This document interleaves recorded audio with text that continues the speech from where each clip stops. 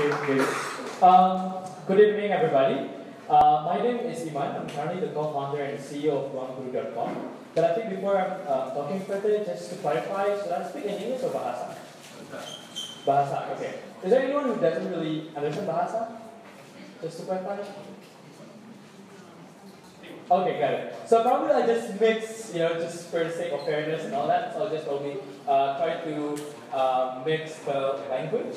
And I mean, I think we will just make it this talk very informal in a way that if you want to cut me off while I talk, then just please do.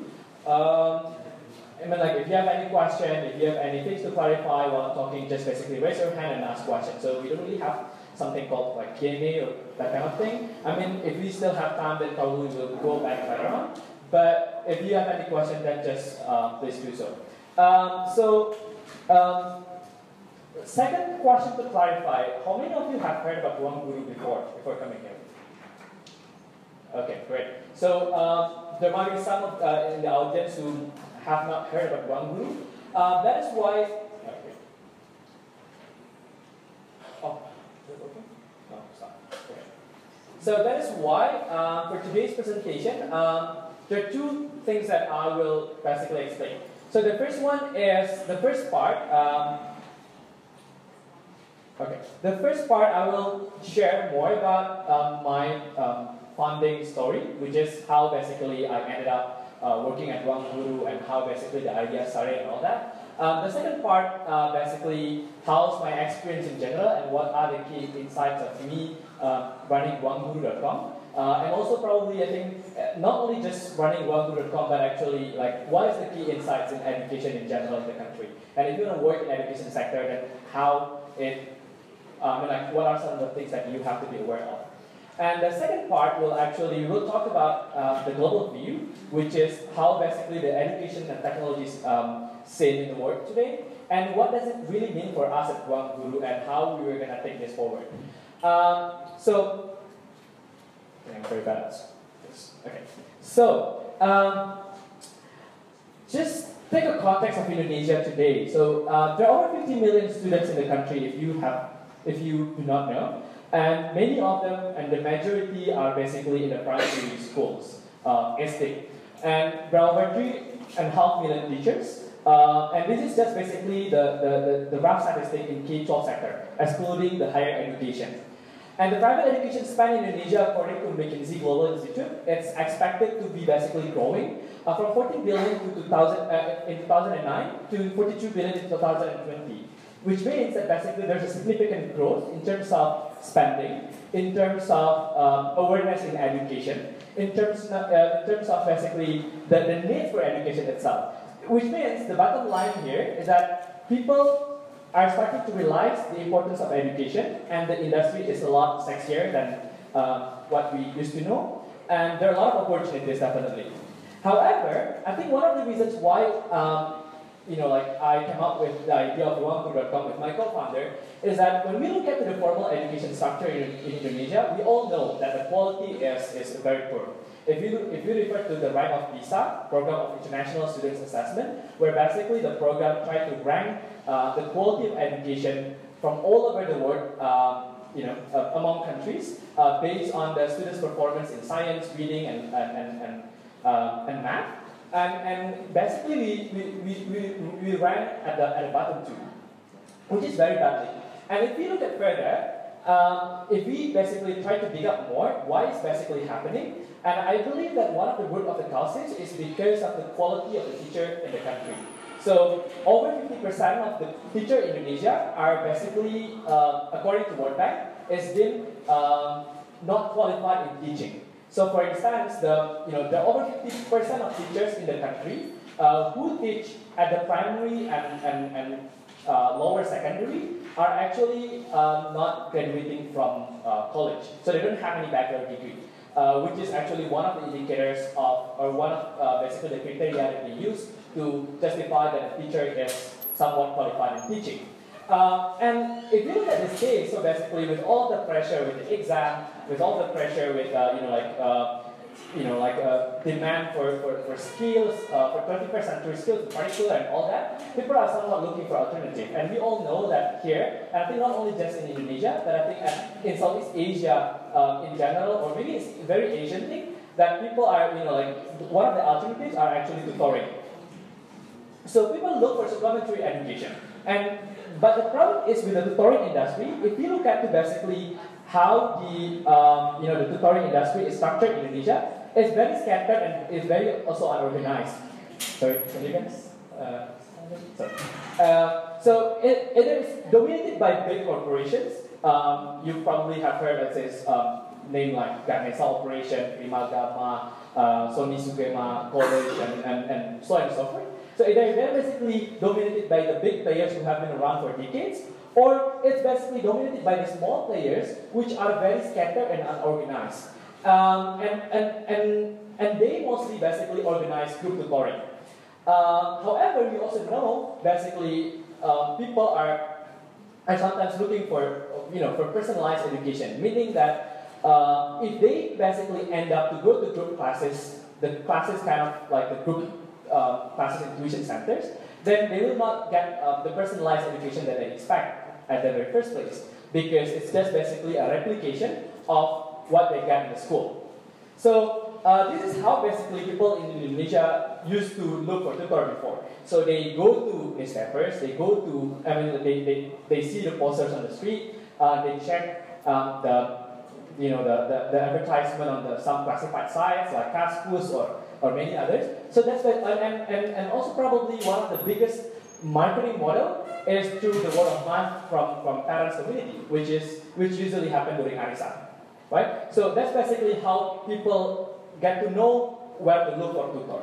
So and in this case, just basically came to my experience, in particular in 2013, when I and my co-founder was about to go to grad school. So I was actually applying to master program in the US, and like many others, we were looking for basically JARI tutor, GMAT tutor, TOEFL, IELTS, and all that. And what we did was basically very simple. We went to Google, we tried to search, put some keywords, and we couldn't find anyone.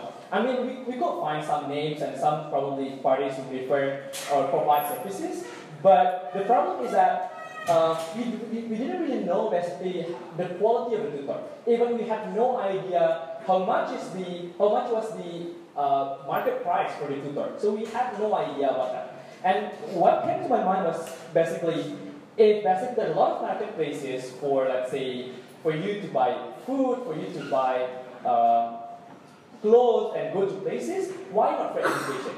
So that's basically somewhat what inspired us to start Ruangguru.com. So Ruangguru.com was released, as a private tutoring marketplace in April 2014, and as of now, we already have more than 25,000 tutors joining, the marketplace. So a little bit, background about how basically we started the company. So maybe not many people know about this, but actually the company was started while I and my co-founder were still in the US. So we started somewhere in the middle of 2013 when I and my co-founder were literally about to go to grad school. His name is Belva. He used to work at McKinsey before. He was involved in some public service projects like healthcare and education and so on and so forth. And he basically quit from his job, and I quit from my job at the time, and we basically focused on designing stuff and thinking about how we want to take this company forward.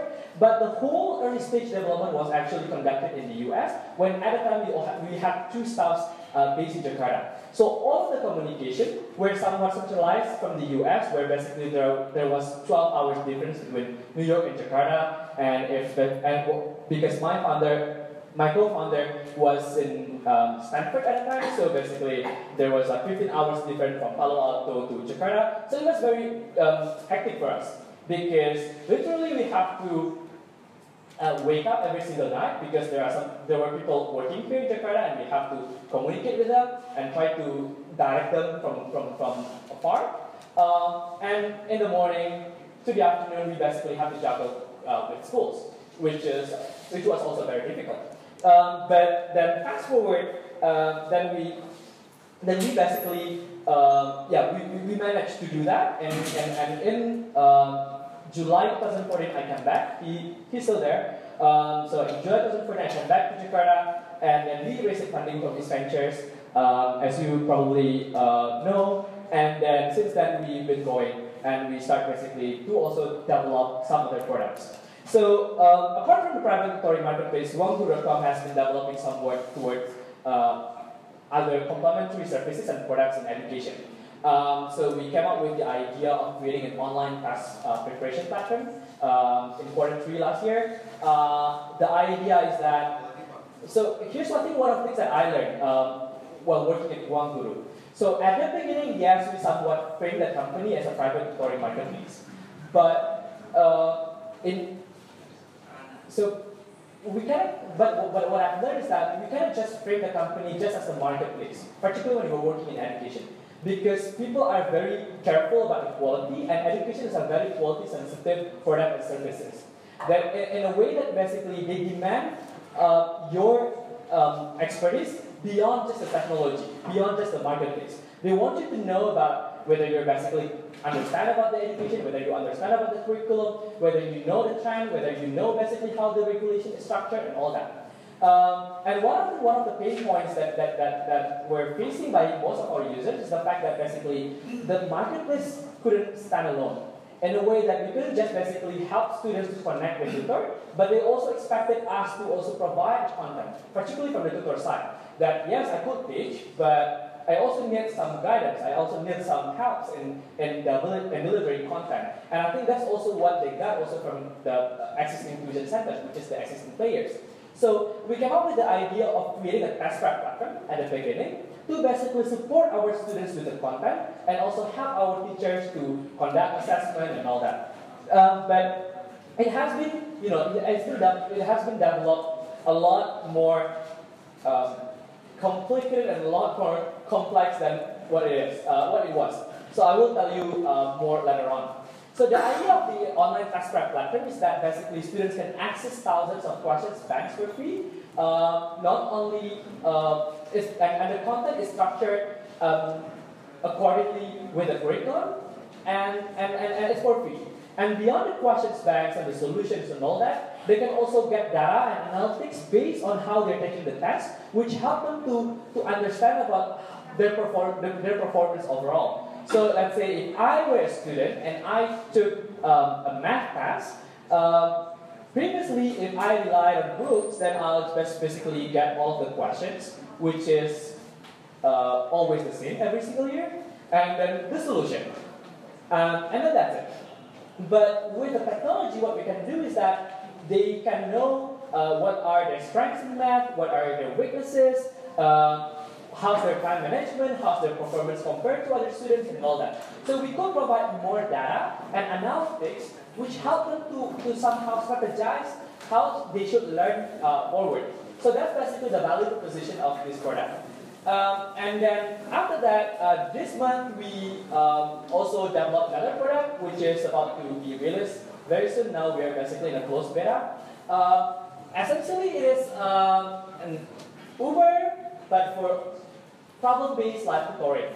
So the way it works, so I think before telling you how it works, the inspiration actually came from our own students. So we found that a lot of students feel that sometimes they don't need tutor.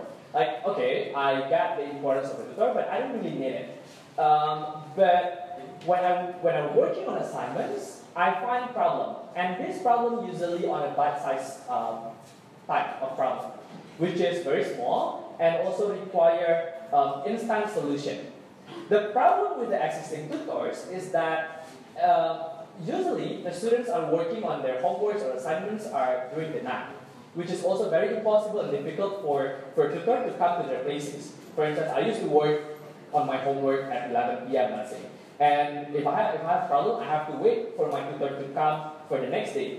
That's probably the soonest I can get. But with the app is that they can basically get an instant solution, and it is cute, and also not just the fastest solution, but also the right solution.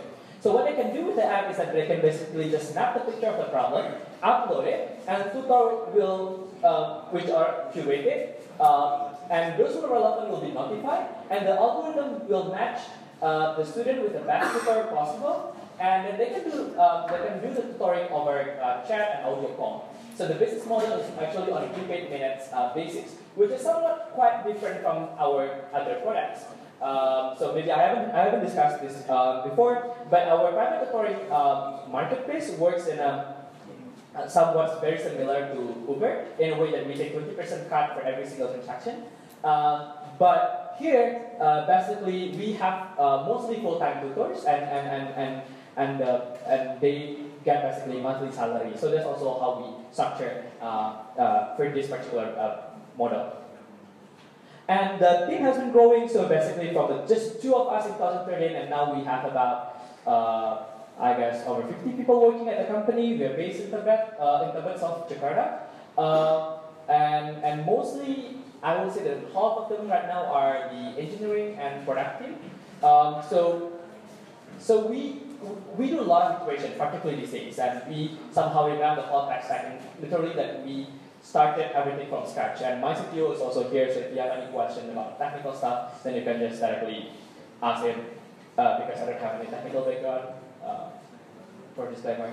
But yeah, so we revamped the whole thing, and which you can probably see very soon.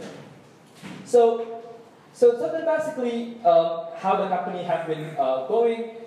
We tried a lot of different things in between, particularly, if, I don't know whether you have heard, we tried, apart from what I've explained before, I think in April 2014, in April 2015, we released the beta of something we call class.ruangguru.com, which is a group classes marketplace. The way it works is like Eventbrite or Meetup, but specifically targeting to offline group classes and educational programs, so like seminars, workshops, classes, and all that.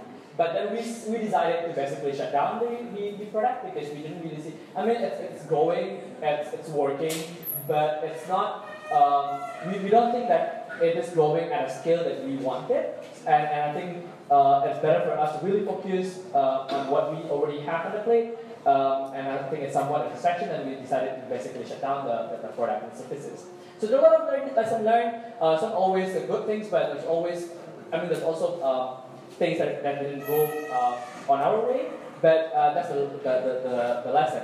And we were very fortunate that last year we received an award at Hubungi Award, where we were basically awarded as the best education site in 2015. So that's basically how Ruangguru is structured. So far, any questions about Ruangguru before we go forward? So, key insights. So, I think what I've learned during this past years is that the first insight is that quality is really the key.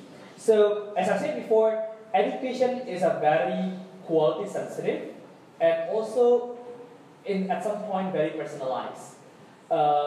In a way that even though the teacher is good, let's say we mentioned that, the teacher is good, it's very capable, but with multiple students, sometimes it doesn't work that way. So let's say I have a very good experience with this particular teacher, but when he has to teach my friend, basically there's no guarantee that basically my experience will be the same with him. Because there are so many elements, even though we come from the same grades, we come from the same school, but my challenges will be probably so much different from me and him.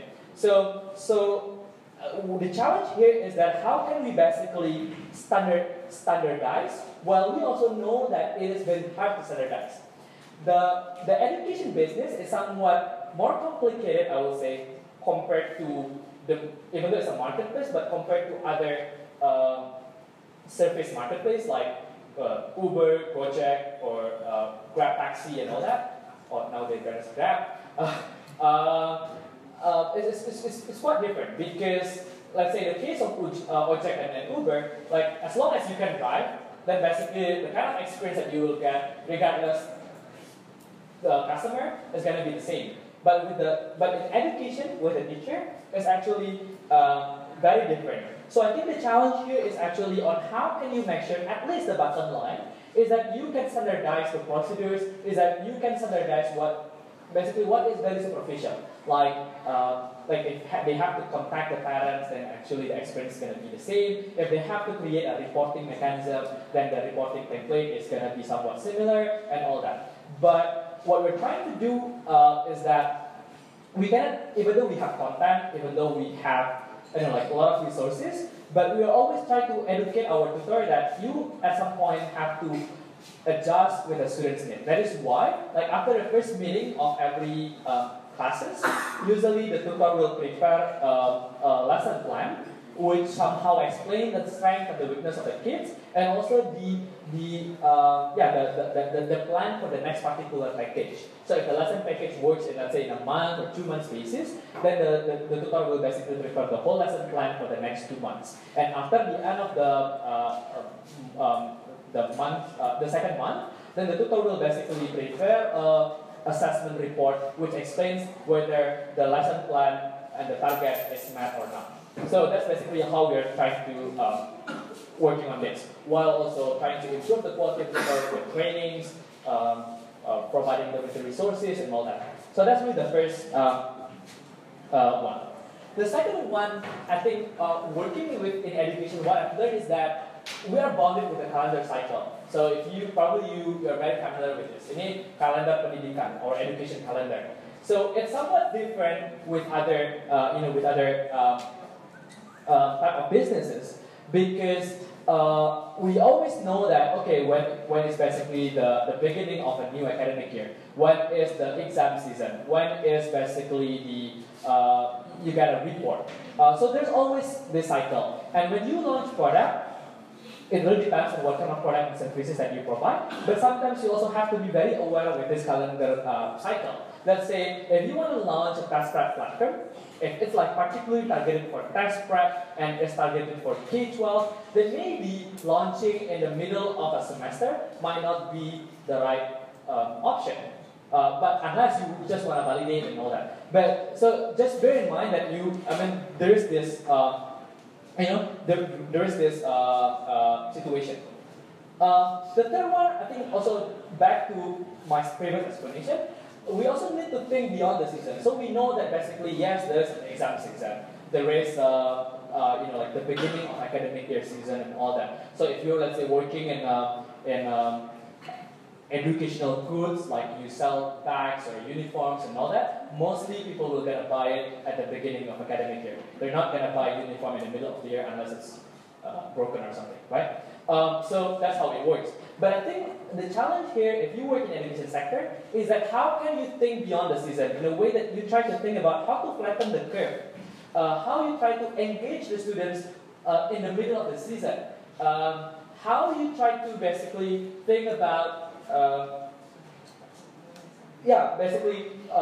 try to re-engage those who are already passive because they no longer use it. How can you also try to diversify the options? So let's say in our cases, we know that probably during the holiday season, there will not many students who are going to learn math and science because they want holiday. So what we are somewhat promoting is more on the skill or interest-based classes like learning music or sports and many others. So being creative in thinking about how to market things beyond the season is also, I think, very key here. The fourth one, I think, and also back to, and somewhat relevant to your question before, is that in education, there are a lot of parents, there are a lot of stakeholders and decision makers. At the beginning, we thought when we were working on tutoring industry, oh yes, I'm going to work with the student, because student is the end user.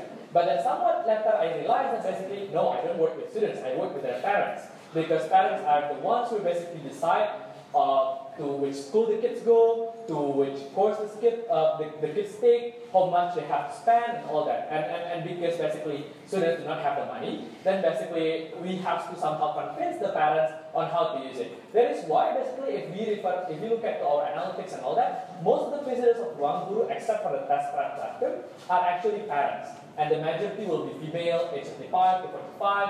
So I think thinking about your product forward is also thinking about how to make an experience that fit with the user as well, with the right user. So sometimes when you look at, I want to make something like, I don't know, like if you see that, the Matahari Mall or Lazada website are very cool, let's say. How can I make something like this? Sometimes what is right for them might not be right for you because you will have different type of audiences. So thinking about this is also very, very critical. And how you market things, how you frameworks, how you basically sell the packages, how you try to work along with their pace and all that are very critical. Apart from parents, I think another stakeholder also, well, again, it really depends on which product and services that you're working on, but I think in my cases, another stakeholder that I cannot ignore is also the teachers.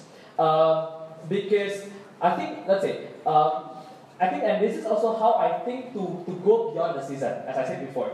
Because if I just target students to use my test prep platform during the exam season, then basically there will be a lot of users during closer to the exam, but after the exam, they're going to be gone.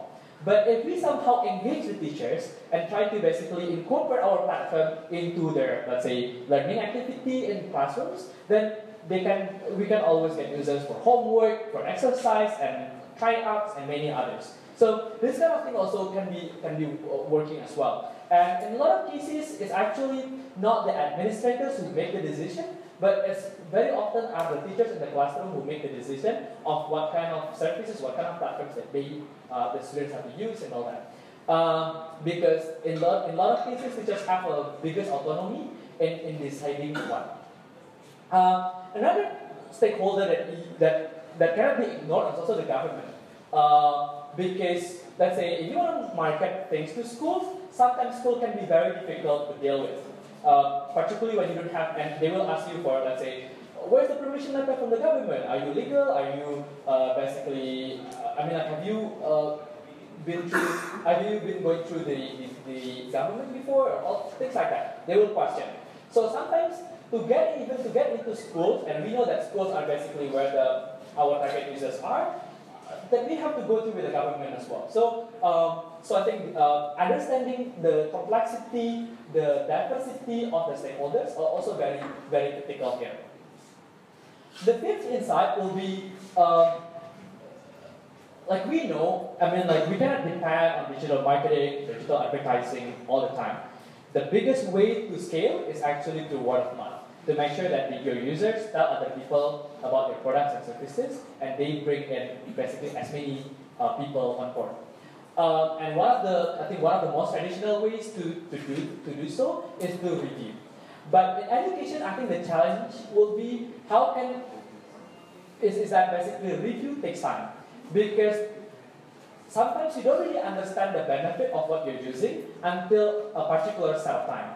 It's quite different. Let's say if you want to go to a restaurant, then after you finish your meals, then you know whether the food is good or not. You know whether basically let's say the cafe is cozy enough for you or not. So you know things to comment on. But in many cases, in education, to really understand whether a teacher is really good, whether this teacher is really helping you, it takes somewhat longer time. Like they have to wait until their homework is graded, they have to wait until their score is out in the report and things like that. And in a lot of cases, students or even parents are somewhat waiting to give review based on their circumstances. So thinking creatively as well about how you ask for review, how you basically get feedbacks is also very critical here. And I think another insight is that basically in a lot of cases, even though we work with students, but because our main stakeholder is parents, then it is usually the parents who will provide the review. But when we ask the parents to provide review, in many cases, they don't really understand also how to submit the review and also how to give the review. in many cases, let's say we try to call the parents and ask them, can you give a review of this particular tutor? And they will say, oh, I'm not aware, I'm not really sure because I wasn't home while the tutor is coming, so I don't really know whether the tutor is good or not. So helping them to really understand whether the tutor is good or not is also very critical for you to get the good review from them. Because if they don't have any information to judge, then how can they judge, basically? So that's, I think, what I've learned. The sixth insight will be that people are very care about the brand. And I think that's really the challenge of us working in the tech sector now.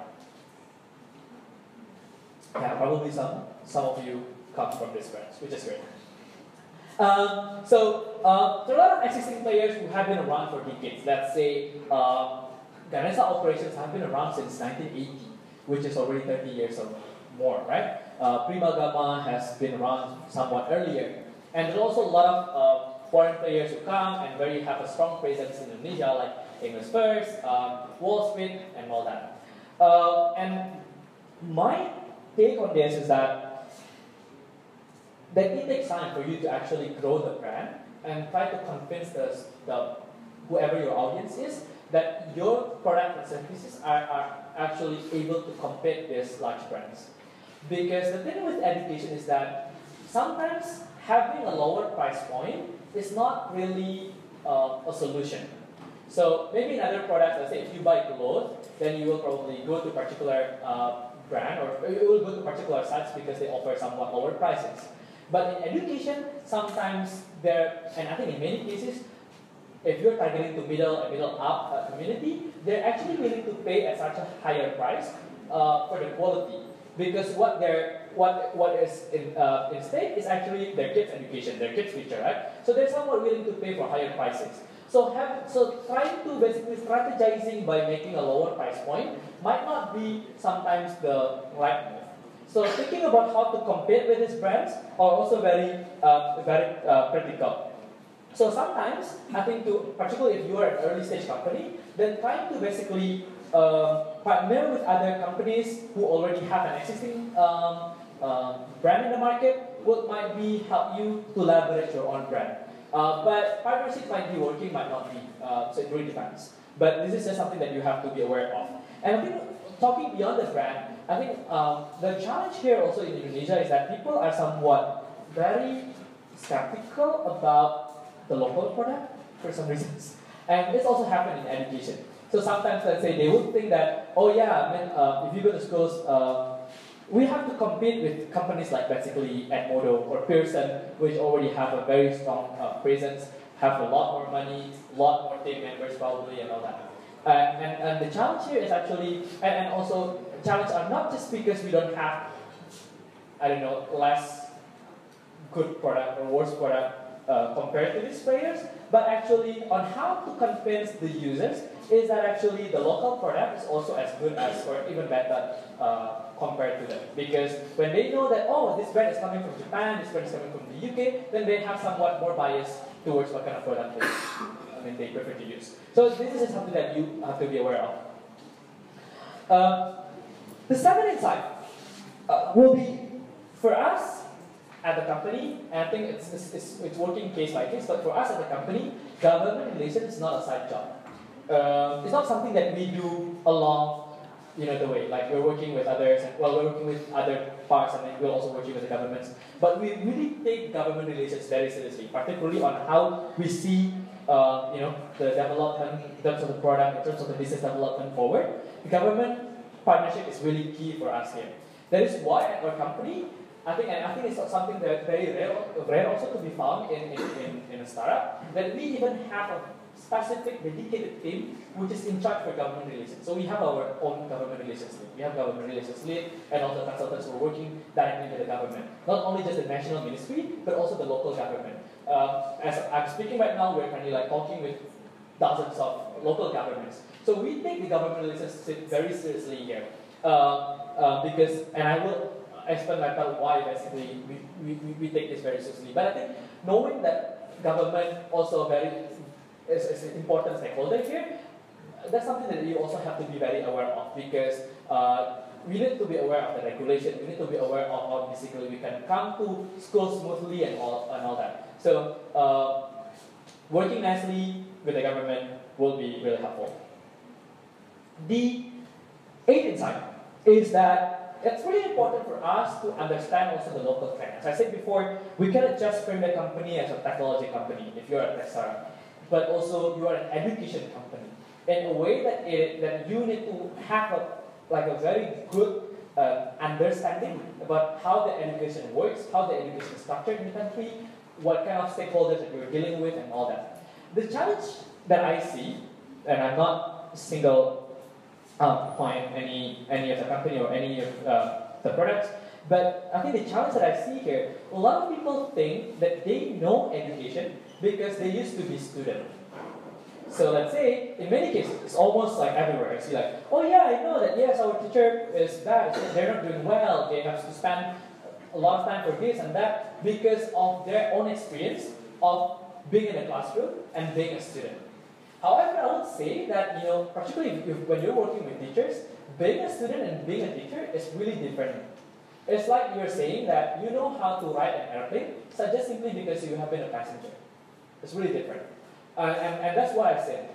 So sometimes, working, if you happen to be a founder and you don't have any educational background that could be relevant, or you don't have any experience in schools and all that, then I think making sure that you have someone in the team who really understands about this is really critical as well. Because then let's say, if you're working on a fast track platform, then we need to understand how the syllabus works, how the curriculum works, what kind of content is good, what kind of content is not, what is the trend now. Let's say, from the multiple choices, now we're talking about higher order thinking skill, now we're moving forward, let's say, talking about adaptive learning and all that. So just knowing simply about the technology sometimes might not be enough. So understanding how the trend is going and how also other stakeholders, not only your partners, not only your audiences, but also your competitors, your benchmark, are somewhat important here. So in my case in particular, I literally spend a lot of time every single day to basically updating myself on this. And I mean, during this whole presentation, I'm not going to discuss about my personal experience, but if you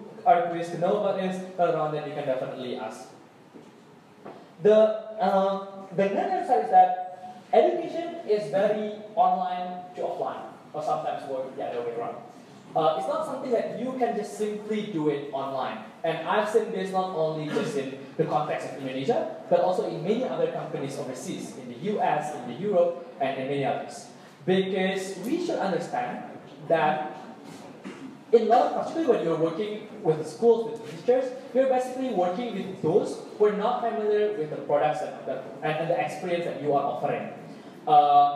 Even though we know that in the next 10 years, 30% of the teachers now are going to be retired.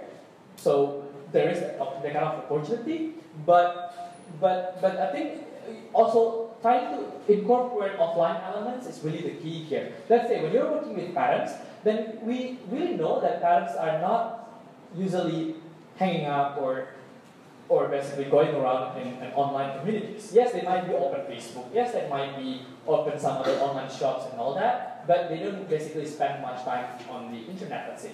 So if you're targeting to moms, let's say, then to think about how can you also incorporate your online marketing strategy will also be very critical. On the other hand, let's say you're working with teachers and you want the teachers to use your product, then the insight here is that sometimes just giving an online video, giving a tutorial will not be enough. I've been involved in a lot of teachers training, working with our own teachers, working with public school teachers, and even though we already have a video, a very clear instruction, a very clear module on how to use it, step by step, literally with a picture, word, and everything, but they still also need help to do so. So, and I think this is also what makes, one of the challenges to scale is because, when you don't have enough resources in the company, then it's become like a really substantial challenge for you to move forward. Because definitely reaching out offline requires more resources, requires more people, and it is a big investment. My last insight is that we're working actually on something that is that is, I would say, it's one versus need product. So compared to, let's say, other products or services, education, people know that education is important. People know. And they need education either now or at some point of their life. People know about it. But, and they need it. But do they want it? Not necessarily. It's different from, let's say, when you're, let's say, working on social media or gaming, then yeah, you can basically, I mean, like without giving incentives, then people are basically just coming back and forth because they do it not just because they need it, but also because they want it, they enjoy it, they got pleasure of using your products or services. So so what they decide here is that to try also to think how to frame your product to give a pleasurable element. Either it is through incentives, either it is through gamification, either it is through I don't know, basically packaging and all that. Because it is we're working in a medicine company, and we're targeting basically to kids. Kids probably know that they need the medicines when they're sick, but they hate it so much. So the medicine company will, the pharmacy will think about some creative solutions on how to make kids are interested and not afraid with the medicines. So I guess the same analogy will also work here in education. So yeah, and the last one.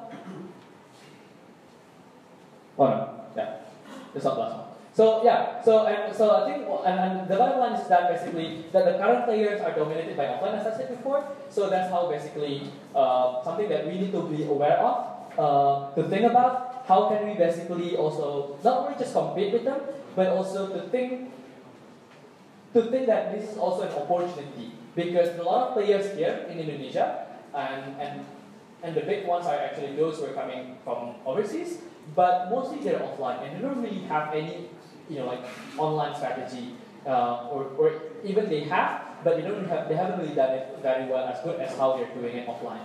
So this is also a big opportunity for us to think about how we are going to move forward if you are interested in education.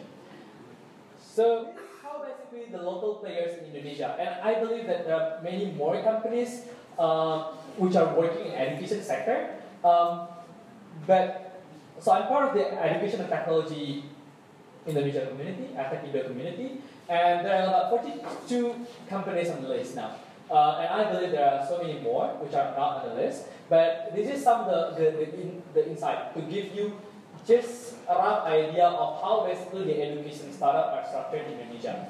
The number here are somewhat definitely bigger than the 42 because one company could be working in more than one sector. Let's say in the case of Ruangguru, then we're just not working only in tutoring, but we're also working on the LMS, we're also working on the task prep, and yeah, so there are three, let's say, just for Ruangguru alone. That is why it's structured here. So if we look at the trend, I don't know, for some reasons, there are a lot of content marketplaces. The way I say content marketplace is not just, it's basically those who provide content in education. Either it is through recorded video learnings, either it is through, through questions banks, and so many other resources basically. But it's not something that they do it live, but it's recorded. So that's how I basically define the content marketplace. And the majority now are still in that direction. The second most popular one will be the media and portal, which probably give you information about schools, give you more information about, learning particular skills and all that. So that's the second most popular one. And the third one is somewhat in tutoring and learning management system. But out of these 42 companies, what is also very interesting is that not many are actually already backed by venture capital or backed by external investment. Out of these 42 companies, only 4 who have been publicly saying that they basically already got external investment. So the rest, which is probably the 38 companies, are still working on a bootstrap, which somehow gives I mean, we can basically interpret this data in a lot of different ways. Might not be because there's no education company who have been successful. There are not enough, I don't know, ideas that could be probably, according to the VC, could be working in the education sector, and so many other reasons basically. And I believe there are some VCs also in this audience and could probably say more about this. But this is what we've learned. So out of 4 companies who have got the investment, so I guess from what we know, I don't know, but from what we know, we got the most of the investment. We closed our Series A round in December last year from Ventura after we got the seed funding from these ventures. And then there's also Clase who already raised seed funding from several angels and several angels. And then Haruka Edu. Clase, by the way, is working on learning management system platform. So they are somewhat similar to our test prep platform. Haruka Edu is working on online degree granting program. Let's say, I think, and they're partnering with several universities. Let's say you want to get degree, particularly master degree in, let's say, communications. Then they have a partnership with LSPR, the London School of Public Relations, and you can get a degree online. And they have raised Series A funding from Cyber Agent Ventures. And there's also the last one is Wikasa, which sadly already shut down their services. And they moved towards another different idea, not in education. But they've got seed funding earlier. Previously, they worked on several ideas. They pivoted 5 times. The last one that I know that they were working before they shutting down was the productivity app, which is the note-taking, the recording app, and all that. So that's basically just to give you a rough idea about how the education startup is structured in Indonesia. Definitely, we're somewhat left behind compared to the other industries like finance, e-commerce definitely, and many others. But I think there are also a lot of opportunities here, and that's something that I would love to talk about on the next stage. This is how the global education market. Only just take tutoring alone, because when I talk about education sector, then it's definitely the number will be thousands billion, because definitely education is a basic services, and wherever you go, then you will always find education services. Then definitely, if you talk about private education services, then it's going to be relevant. But just like in our context, the global tutoring market right now is expected in 2018 it's going to be 103 billion US dollars. And based on the report is that the Asian countries like China, South Korea, and Japan are leading the way. So that's one insight. The second one, also the funding by VC to education and technology company have been growing enormously. The growth is at 503% in the last 5 years. So if you look at somewhat more detail about this data, and you can definitely find this online. So yeah, this is how basically the trend just on the financing. So the edtech financing round. So in 2010-2015, definitely there is a growth. The red lines, and there's some numbers of it, are actually the number of deals that are happening during 2010-2015. So in 2015 alone, there were about 442 deals across different products, across different countries in education sector. And the number is somewhat close to 3 billion. And this is only the companies that are publicly stating basically the deals that they have. Not to mention those who basically disclose the funding. And another insight is that there is a significant growth, particularly in Asian market, and in particular in China. That 37% of global funding in education sector last year are actually coming from China. And there was 250% growth from 2014 to 2015 in China alone. And I think some of the notable investment in China, including Tutor Group, which just raised 200 million few months ago, and also some other companies. I can discuss later on this. And if you look at the deals by investment stage, just look at the graphic from 2010 to 2014. the early stage deals, which is normally on a seed and Series A, are represented a range of 23% to 40% of the US dollar spent in funding. And late stage deals saw a range of 10% to 35%. So it's somewhat more similar. But definitely, I think what we interpret from this data is that there are a lot of emerging companies, particularly also emerging countries, that are popping up. And many of them are still at early stage, and then where basically the opportunity for later stage investment are still like very much wide open. So I think that's really the key here. This is how I think to look at what kind of companies that are basically working in the global market. If we look at this taxonomy, actually, if we talk about education, then we're talking actually somewhat beyond MOOCs, beyond LMS, beyond tutoring and all that. If we go back to the data in the Indonesian taxing that I've shown you before, it's somewhat a lot less compared to how basically the global market is structured.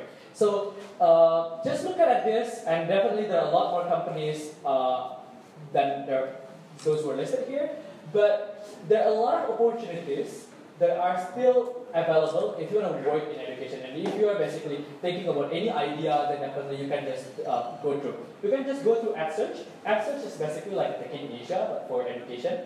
And that's basically where most of the people in the education sector go and be updated about the deals in education, how's the trend.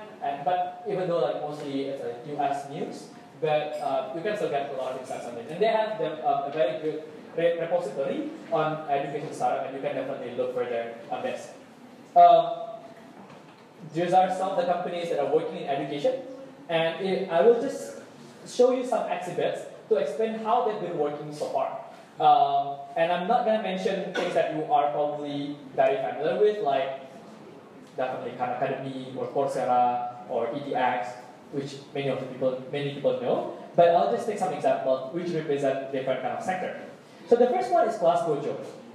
Class Dojo founded in 2011, and the way it works is that it's basically a communication platform for teachers, parents, and students to be more active in a classroom activity. So the premise is that they know that the students are somewhat less are not motivated in classrooms. That let's say when the teacher asks questions, then the students do not raise their hands. They don't show up during the classes, they come late and all that. And what they're trying to do, what Class Dojo is trying to do is basically to give incentives with a lot of gamification element, with a lot of points, with a lot of interesting avatars to motivate students to basically to do positive behaviors, and parents will get alert out of your positive behavior. So imagine yourself sitting in a classroom and you raise your question, and you raise your hand to answer a particular question. Then the teacher will give you point, and parents at home know that you are doing well. Very interesting, but they've been working very, very well. There are hundreds of millions of users now with Class Dojo. So the number of investment that they raise somehow doesn't really represent how they're working. So that's Class Dojo. The second sample that I would give is Newton. Yeah. So Newton is essentially a big data company. So like the biggest proposition of the company is actually on the data of what they gain from the students. But they try to basically gather this data through LMS. So that's how it works. And they've been working a lot with other big publishers, big companies like Pearson and many others. And they have, I believe that as of now, they already have like tens of millions users from all over the world, and have been invested by some notable investors, particularly in the education sector, which includes Pearson, TAL Education Group. If you haven't heard TAL is one of the leading company in China, leading education company in China. And they've been around since 2011. They've been working a lot with the US government, particularly to work on the data and analytics to help students, and also the government to make the right policy for education. Another example, some of you may have heard about this, is General Assembly. So General Assembly is based in New York, but they're also basically not only just in New York, but also in many other places, which include San Francisco, Boston, London, Singapore, Hong Kong, and many others. The way it works is basically combining a co-working space model with also online and offline courses. So yes, they have a very great co-working space across these locations, but I think apart from the providing the space, they're also providing a boot camp, which is very popular. While I was in New York, the classes were sold out very quickly, even though it's very expensive. To the extent, basically, they can sell in a way that, yeah, after you finish this bootcamp, then you can definitely get a job in this particular subject. So let's say you want to learn about user experience, and after a particular bootcamp, then you can somehow say that you are very good at UX, and you can get a job in UX. That is why they got, the tuition is so high. And their online courses also have been working very stable, very well. Another example is Tutor Group. Which might, not many people, even those who are working in education are familiar with because they're based in China. But Tutor Group is actually one of the largest, or probably I would say the largest now, for the tutoring, for the online tutoring provider. Their model is very simple, that they basically provide English tutoring for Chinese and also Chinese lessons for foreigners. They're just focusing on English and Chinese. That's it, language training. But they're somewhat framing the company, the Tutor Group, into Tutor ABC, which is directed to basically, like somewhat adult audience. They have Tutor ABC Junior, they have Tutor, so many basically unit or business units under the company. And on the latest round, there is 200 million. And what is great about Tutor Group, what we've heard so far about Tutor Group is that the retention rate of Tutor Group has been working so well. So the retention rate is at 95%, which is very rarely to be found in, I think, in any kind of business. 95% retention rate. And then, in average, every single user pays about $2,005 per year. And then, what is also great about the program is that, and they're merely just working on a full-time teachers. So it's not a marketplace. And I think that somewhat also reflect what I was saying before, that quality is really key here. So sometimes working with a marketplace model might not be working well in education. Because when you go with a marketplaces, then quality is also on jeopardy. But by having a full-time tutor, then you make sure that those who are teaching are to those who are really good, those who have been standardized, those who have been educated about the questions and all that. And they probably now have more than 4,500 full-time tutors. So you can imagine the enormous scale of growth of the company. Other than this, probably, and I think that's also somewhat reflect how the education has been growing so far, is that companies like Duolingo, probably you have heard, the language training app, their valuation now is already actually double the,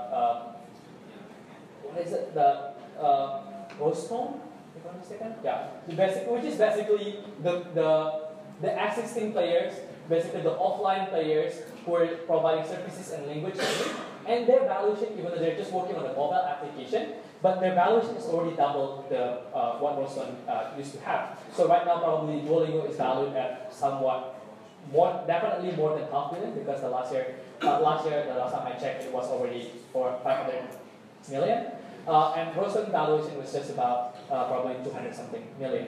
So it's already doubled, which somehow explains that definitely there is a disruption in technology in education. That technology can actually disrupt the existing players who have been working so well, who have been working so long, but with just simple disruption in technology, then you can definitely change how it works. So far, any questions? Okay, no worries, last part. So, way forward. So what does this whole thing tell for us? What does it really mean for us? Definitely, all of this information are not just something that we take for granted, but this information, both what we know about our own experience, and also from how the education scene in Indonesia is structured, and also how the global market is going, is giving us a lot of information and a lot of like ideas on how to move forward. So just to, I haven't talked much about this before, but I think this is something that I would love to share to you guys about how we would like to bring the company forward. So the first one is that I think one of the insights from what we've learned is that a lot of users are actually accessing our products and services through mobile. Over 60% of our users are actually accessing to mobile, which includes not only just students but also parents and even teachers. Which somehow makes us to think about how can we actually think about providing a very good mobile experience. And I think it's just not providing a good mobile experience, but I think down the road we somehow would like to think about how to be a mobile-first company. And I think if we also look at how other services, not only just in education but also in web in general, people are somewhat moving forward to mobile because mobile allows you to be more dynamic compared to the web. Mobile allows more engagement compared to the web, and so many other things. Even though there are also some limitations that you will probably encounter when you are accessing mobile application. But I think this is something that we also want to be really focused on. And I think in quarter one, probably by the end of quarter one, then you will definitely see how basically all of our products and services will be structured in a mobile application. So that's one thing. The second one is that we really want to focus also on content. So we do understand that apart from the tutorial that we have, our biggest asset is also, and down the road, is going to be content.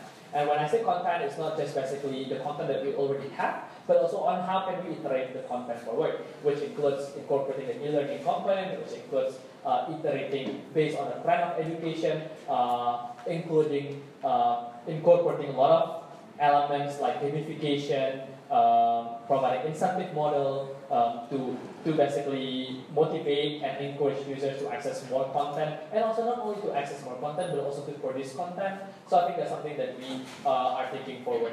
And I think what's interesting is that when I talk about content, as I said before, we're not only interested to make our users access content extensively, but also produce content. And I think in education, we know that basically one of the biggest producers of content is actually teachers, because teachers spend a lot of time in preparing for content. So I think that's also, you can interpret this in a way that we're also going to be very much focused on how can we train our teachers better, particularly to our services, in a way that we are somewhat moving forward from just a task prep platform into learning management system, basically. So not only just people can access content, but also there's class management, where teachers can basically check the students, giving homeworks or any assignments as easy as possible, and then also track the performance of every single kid easier, and so on and so forth. And I think that's somewhat also related to my next point, which is on how can we basically moving forward also to be very much focused on big data and learning analytics. That's something that we didn't really think. I mean, we thought about it before, but we didn't really think like really seriously at the beginning. But I think down the road, like we really want to take this very seriously, because I believe that those who will win at the end of the day is actually those who can have the most data and also make the most out of the data. And I think there is so much opportunity when you're working in education sector, when you're working with so much audiences. So that's something that is definitely will be our priority. And I think when I say learning and data and learning analytics, it's not just something that is for us, but also how can we actually provide learning analytics and also source of data to the government to help them understand about how's the condition of education today, and help them to somehow direct how the education is going to be directed forward. So help them with the decision making, because as we probably know, right now there's no single real-time data on education that the government has. The only data that tells the student about students' performance that the government has is only the national examination score, which we all know is not reliable for so many reasons, right? So you cannot really tell that your kids are doing good or bad just simply by taking checking out their national examination score. So there's so much more that definitely we can do. And I think there's also, when we have data, it also gives a lot of information for the government to actually on how can they tailor the curriculum forward. Because then the curriculum is not just reactive, it's just not basically on how they see the trend in other countries, but it's also like literally based on how our kids are performing now, and also what are the needs that are specifically fit with the context of Indonesia. So I think this is something that we would like to focus on. That is why if any of you are data scientists working well with data, we are always hiring.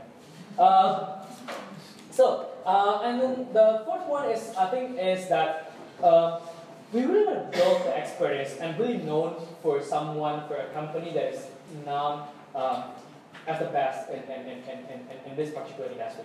And I think it's gonna take time, but definitely we're working very seriously to get there. Because as I said before, and I think I want to reiterate this, when we're working in education, we're just not a tech company, but we're a tech education, an education company. So not only just to make sure that you have a proper technology and a most updated technology in place, but also to make sure that you really understand about the education and really know how to deliver good content, how to basically think forward in education, how to basically think about give the best experience that any user can possibly get. So that's something that we really focus on. And that is why I think in our team structure right now, we're working a lot with a lot of teachers, we're working a lot with content experts, we're working a lot with a lot of professors, which is sometimes very, something that you do not normally see in other startups, but that's what we're working definitely. And to do so, right now, even we also have a space in the government office, the government building. We have a space in the Ministry of Education now, which helps us to basically to communicate a lot easier, to work more effectively and efficiently as well. Lastly, I think the bottom line here, knowing, given all of the information that you have got a lot. I think the bottom line here, the fact that you're coming here is somewhat shows that you're interested in education. You care about education, and I think why. I think we should take this interest forward beyond just basically the interest, beyond just the enthusiasm in education. We need to think about how can we also actually contribute in education, because yes, we know that education is one of the basic services, one of the most important one, and probably many of you to think that it's basically the government's job, but we also know that we cannot rely on the government. Yes, the government is working on something, and they're working. I think the trend is somewhat better nowadays, but they're also working very slowly due to the bureaucracy, due to the legacy from the previous structure and all that, which somehow limits their movement. So I think there are a lot of rooms here for us to be involved, to be part of this. And I think, and for me personally, I think beyond just the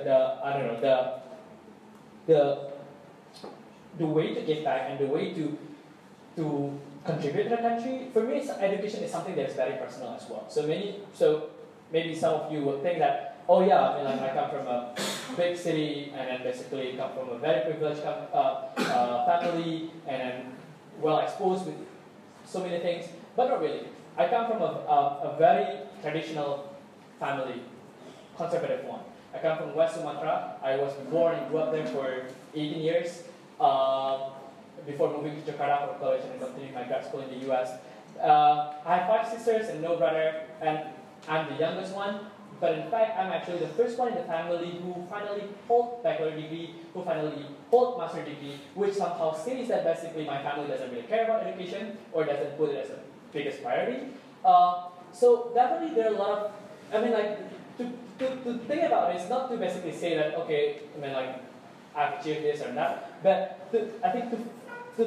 for you to think about if basically someone like me with this kind of condition, that definitely I can still do something, and definitely there are a lot of rooms to be improved, and I'm still trying to think about how to work best with this, and I'm not sure whether it's gonna be successful or not, but this is just basically a way and a means for me to contribute. Then definitely maybe you should also think about how can you also be part of it.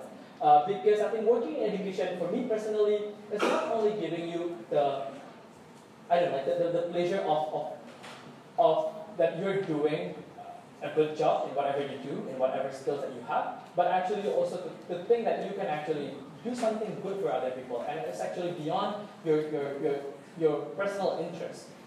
I don't say that you have to quit whatever job that you have right now, because then your boss will come to me and be mad at me. But what I'm saying is that I think use this opportunity to think about what can I do in so many other ways. Not you don't have to work in education, you have to be a teacher and all that. But definitely there are a lot of rooms for improvement, and we're always open if there's any one of you who are interested, not just simply working with us, but also collaborating with us to think about how can we take this forward. Because I believe that education is just not the job of the government, it's just not the job of the particular people, but if you think that yourself is educated, then I think it's our job to basically also educate other people. So I think that's really the bottom line. Thank you.